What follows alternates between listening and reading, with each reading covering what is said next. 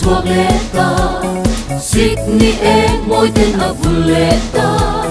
partin tên ăn môi nhập par chuộc in lim tên vu dài ăn re sir ba leng dài tin thia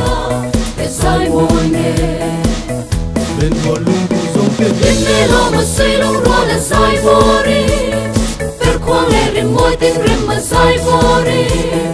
em đang lung khăm reng đi lo và dài vori cần qua về là lâu biang lo mà dài vori sir so nên chọn ba nên qua nên cần hết xia về giờ lên sông tè Christmas đi râu quy lo khen tu lo mi dân đại phi mua ya giờ lên sông tè lung rua lên dài tin cần run vô re min lâu ngày về ru lên rua tè u trong chân chân lo bom về mẹ tin tan tan run khen phật dài vì mẹ lên rùa lung tung sông tiền lên nè lo mà say long rua là dài vô ri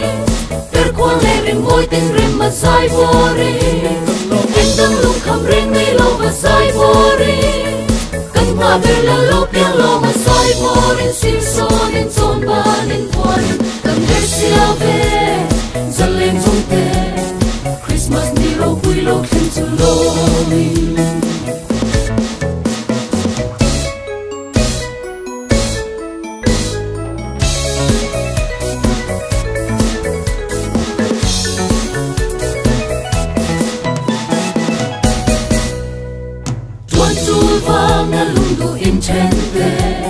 muôn giấc vui cả đơn nát lệ mà xe